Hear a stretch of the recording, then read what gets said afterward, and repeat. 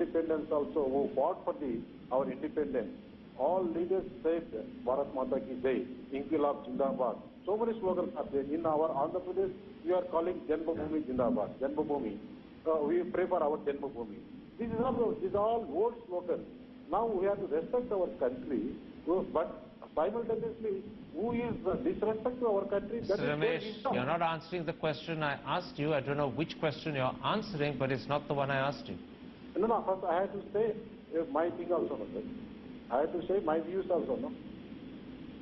Well, please answer my question now that you said your piece. How do you handle the contradictions that your ally gets upset if someone refuses to say Bharat Mata ki Jai, but they're quite happy for their own MPs to refer to Mahatma Gandhi's murderer, Nathuram Godse, as a martyr?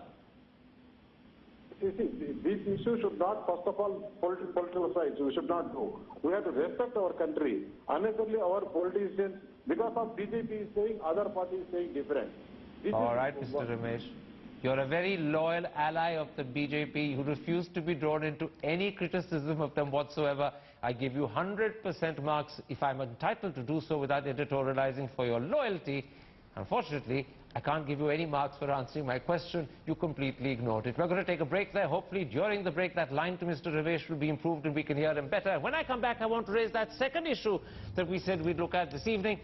Is it anti-national to criticize the nation? That's what the Prime Minister said at the BJP's National Executive over the weekend. Was he correct or was he wrong?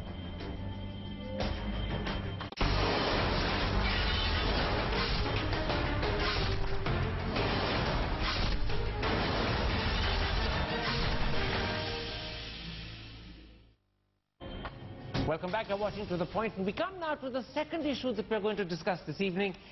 Is it unacceptable to criticize the nation? Mr. Narasimha Rao, at the National Executive, the Prime Minister said criticism of the nation is not acceptable.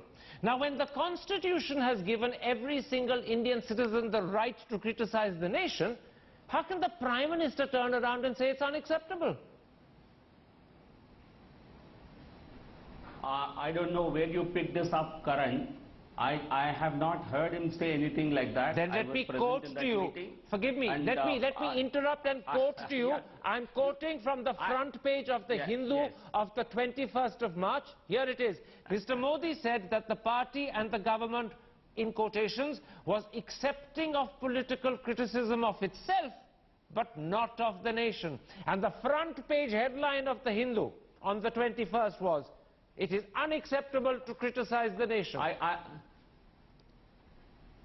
I think I consider this a complete made-up story, because I have actually the detailed notes of what Honorable Prime Minister said in that meeting.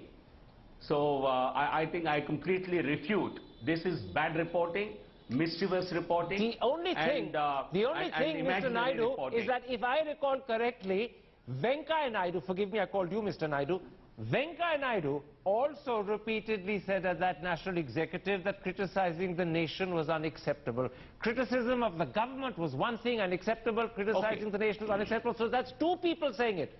And Venkaiah Naidu was widely reported in all the papers to have said it. Yes. Okay, so Prime Minister did not speak about it at all. So I think this is clearly made up.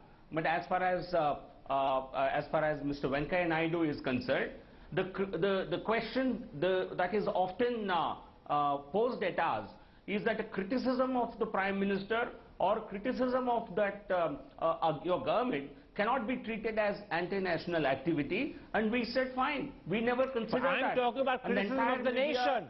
Why does Mr. Naidu say criticism of the nation is unacceptable? Abuse, breakup, barbadi of India is not acceptable. This is what my party president also has stated. And I repeat, we said it is not acceptable for somebody to say, in the name of freedom of speech, we want India to be broken into pieces. Okay. We are not going to accept anyone saying that India is barbadi. This is what we said, and I would repeat it. Okay. This is what we... So media's mischievous reporting should not be attributed to our leadership. Well, I'm glad I'm simply going to point out that until this evening, no one in your party has stepped forward to say that the front page story of the Hindu which said that the Prime Minister had said criticism of the nation is unacceptable, was inaccurate, leave aside, made up and fictitious. You're the first person to say it. Several days have gone by, and if it was considered to be wrong, I imagine your party would have said this publicly about the Hindu, but you haven't. This happens all the time. Well, forgive me, it doesn't happen all the time. This is a case of trying to shoot the messenger because you don't like the message. At least that's my interpretation. Dilip Pagankar, Pratap Bhanu Mehta on Monday said there could be times when nationalism is narrow and pinched up, when it does not brook serious criticism, when it's aligned with tyranny and its purpose is to unleash destructive passion. In those circumstances, Pratap Bhanu Mehta said, being anti-national might actually be an obligation. In other words, criticizing your country when it's fallen into the hands of fascists, or during Indira Gandhi's emergency, or when Sikhs are being massacred as happened in '84, or when Muslims are being massacred as happened in 2002, in those times, it's not just acceptable to be anti-national, it might even be a duty to do so. Do you agree with it? The real point is, who is going to define what the nation is? Who has a monopoly of defining what nationalism is? And the big question I have about the BJP is, what is the nation, what is not the nation? It is not up to the BJP alone to decide that. Even the democracy, they have various narratives of what a nation ought to be, or what nationalism is. And just for your viewers, Charan, I'd like to point out something which is not read 2 years ago. The National Council for the Promotion of the Urdu Language has asked writers from whom they buy books in bulk to certify that their writings do not contain anything that is critical of the policy of government or the interests of the nation. This is an official circular. So, one wanted to find out whether something similar is asked of writers who write letters saying in Hindi or in Tamil or in Marathi, and the answer is no. It was only meant for writers in Urdu. No other conclusion. Mr. Raja, let me bring you in on this point. Do Indian citizens have a right to criticize the nation? And please remember, I'm not talking about the government, the Prime Minister, I'm talking about the nation. Do we have a right to criticize the nation? Or do you agree with Mr. Naidu that it's unacceptable? Do you agree with the Hindu who says that the Prime Minister said it was unacceptable?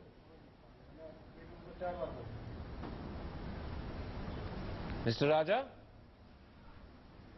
Have we lost Mr. You have asked me, I didn't hear anything which you said earlier. I do apologize, we're obviously not functioning technically properly today. We had terrible connection with Dilip as well. Please repeat. I'll repeat the question. Do you agree that with the Prime Minister and with Venkaiah Naidu that criticizing the nation is unacceptable? Or do we as citizens of India have a right to criticize our nation? First of all, I raised this issue in the first segment itself. You didn't take that. What is nation? That is the fundamental question. I go by what Dilip Bhatkongar has said about people of India, because people make the nation, and state is not nation, or nation is not the state. There are differences. Now BJP is in government, and the BJP government is not the nation. We can question the BJP government. We can. Mr. Raja, however you define what is the nation, my question remains. Do the people of India have a right to criticize the nation, or is it unacceptable to do so? Definitely people will criticize. So, above people, what is nation? I am asking you the primary question. Do you think people do not matter for you? An abstract concept of nation matters for you? That is where we should understand what is nation, what are our people. And Mr. Venkaiah Naidu has said Mr. Prime Minister is a nationalist politician. Earlier, what was he? What do they mean by all this jargon? They want to divide the people, and they want to play the communal politics with the life of the people. And we should be concerned with the life of the people and how to improve their life. There, I think Ambedkar is more relevant, and we'll have to think I assume that answer is yes, people do have a right to criticize the nation, although what you spent your time doing is to redefine what the word nation actually amounts to. But I think you're also saying that people have a right to criticize the nation. I want to put the same question to you, Abhishek Singhvi, because it's a critical question. Do Indian citizens have a right to criticize the nation? And since you're a lawyer, let me ask a second question. Does the Constitution give us the right to do so? Or is it silent on the subject? Absolutely and emphatically yes. It is astonishing that a Prime Minister who is the constitutional head of the government can even imagine that this is so. Let me tell you, Karan, that if you are not allowed to criticize the nation, thousands of people should be in jail for sedition every day. On the contrary, if you simply pick up and read judgments of the Supreme Court like Kedarnath, more importantly like Balwant Singh and other Kalu's case, there the passages are apparently reprehensible. They are talking of dividing India because of Khalistan. They are talking of attacking now is the time to rule India. They are talking of very, very strong things. Membership of militant organizations. The court said you may book them under TADA, under Arms Act. You can find overt acts of violence. But sedition, no. Free speech allows you to criticize your nation. That's the judgment of the Supreme Court for the last 50 years. Nobody reads them. And secondly, without criticizing your nation, how do you properly exercise your 19(1)(a) free speech right? Okay. That's the fundamental right you have. Now, if you do an overt act with it, violence, public disorder, or attack, then of course it's a different matter. Absolutely, then it becomes arguably sedition. I can see Mr. Narasimha Rao's hand going up. Since you're on your own for this part, we haven't got Mr. Ramesh. That line to Tirupati is just too bad for us to continue with. I'm going to let you come back and defend yourself. You've got sharp criticism from Mr. Raja and Mr. Singhvi on both Mr. Naidu and the Prime Minister's position that it is unacceptable to criticize the nation. Karan, I'm surprised you did not take my rejection of this, what has been published in the newspapers, and did not add even a caveat. I think this was imaginary writing. I think I pointed out that you're saying this 5 days after the Hindu published that front page story. No one from your party said it at the time. And since Mr. Naidu has said something almost identical, which every paper has attributed to him, most people would say that Mr. Naidu and the PM both said it. You're insisting the PM never said it, but you accept Mr. Naidu said it, fine. But come back now to the fact that two senior politicians representing the BJP, the Congress and the left have criticized Mr. Naidu and the Prime Minister for saying you can't criticize the nation. Answer that now. I think I cannot comment on something that has not happened. I think a reasonable criticism is guaranteed under the Constitution. I think if that satisfies you, but abusing your country or calling for barbadi of your country, breakup of your country is not acceptable. That goes beyond reasonable restriction. This is the view that we expressed to the executive, and if Mr. Abhishek Manu Singhvi thinks that is objectionable, I want his opinion on this. Or for Raja also. Agree with your view. Is this reasonable to call for barbadi of India? Let me tell you. It's not the reasonableness of it that we're talking about. Karan, please allow me. Karan, very quickly, go ahead. Please allow me. Go ahead. Karan. Go ahead. Absolutely, that's the crux of the matter. Mr. Rao is absolutely right. You, Mr. Raja, Mr. Rao, I am agreeing with. Neither you nor I nor Mr. Raja should say that. Barbadi is a very bad thing to say. But it is not culpable. It is not a crime. It's not a tort even. The man who's crazy enough to say it has a constitutionally protected right. I would not say it, and I entirely agree with you that most people should not say it. But if you do say it, you are allowed to say it. Let me bring in Dilip Padgankar. Gentlemen, I'm stopping you. I'm going to bring in Dilip Padgankar, who comes as an independent voice. He's not arguing a party political position. Dilip Padgankar, the truth is that anti-national is not defined in legal terms. Secondly, it's not a crime to be anti-national, even if it's distasteful. And finally, what one man considers anti-national may be perfectly acceptable to another. But those are fairly sophisticated thoughts, and not everyone necessarily thinks along those lines. The danger is that Mr. Modi and the BJP's appeal and stress on nationalism and the argument that you mustn't criticize Bharat Mata might actually strike a chord with ordinary Aam Aadmi Indians. Do you believe, as the BJP believes, that they've established a rapport with the majority of the country on this emotional ground, even if constitutionally and legally their argument is untenable. You know, you can scratch the surface of the BJP nationalism to find out what is at stake. And what is at stake really is a very long gestation period over which the Hindutva ideology has developed. I mean, you can't be beating around the bush. And nationalism is again a matter which is going to polarize people, because who are the anti-nationals? The anti-nationals are the minorities. The anti-nationals are those who do not subscribe. Oh, we've lost the Deepak Gankar at that point. I do apologize. We've had a terrible time today, and I apologize to the audience for the fact that we had a horrible line to Mr. Ramesh. Practically everything he said was inaudible, probably also unintelligible.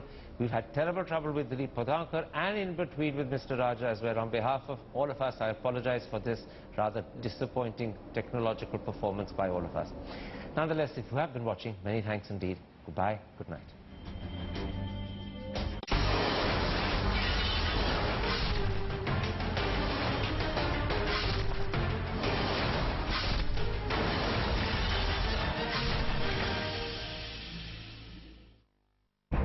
Innovating driving has always been our passion.